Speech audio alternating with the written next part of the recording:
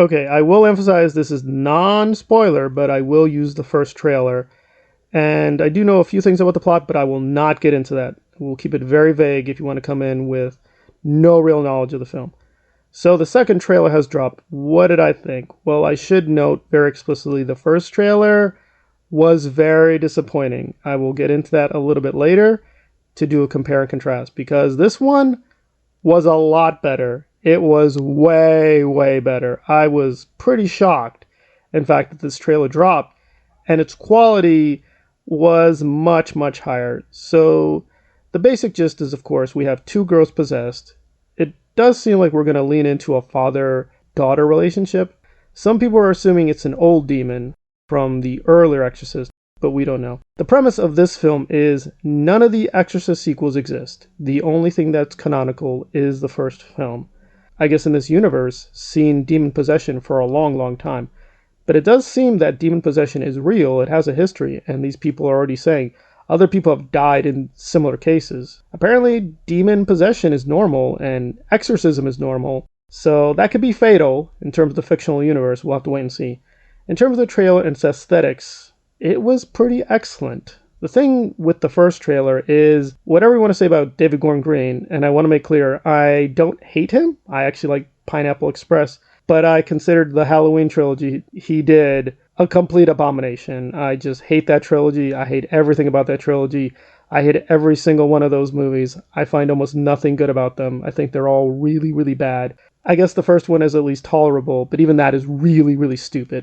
This one, though, does feel that it will be a decent film. However, I want to be very clear. Decent does not mean good. Decent does not mean great. Why is this a lot better? Well, I think with the first one, it was just beyond confusing. I thought it was like a David Fincher film. So I thought we were going to do a spy thriller, maybe serial killer, or was it just a drama? A lot of the trailer just didn't go anywhere. It wasn't scary.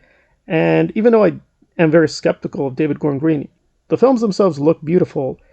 But that first trailer was visually not very impressive. There were only a few moments that looked good.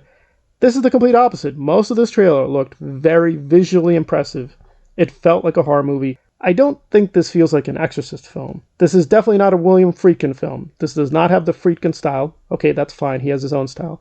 It does not line up to what I understand from The Exorcist. It also doesn't even feel like a demon possession film. Those are two different things. You can have a good gothic horror film, but it has nothing to do with demonic possession. So it still feels, and this is the problem with the Halloween trilogy too, that he's kind of learning on the job. Like this is an amateur trying to do demon possession. So they're doing some very normal stuff with creepy voices, but it's nothing innovative. We've seen this all before. So I don't expect to be scared, but will this be at least an enjoyable horror film? I think so for the diehard fans who just want more exorcism. They will get what they want, but I think if you're a little bit more critical, you'll be like, it was fine. It was decent. If this is representative of the film, it will be okay-ish, but I still think it will be disappointing to many people who wanted it to be a genuinely great return to the Exorcist franchise. That said, it could have been worse. I do appreciate they were careful with the music and they did not overuse the music. I think that was a good idea. So a lot of good things about this trailer, but again, we've been down this road. The Halloween Ends trailers looked great. The Halloween Kills trailers looked great, but then those films were abysmally awful. The David Gordon Green people can put out a good trailer, but then the films themselves are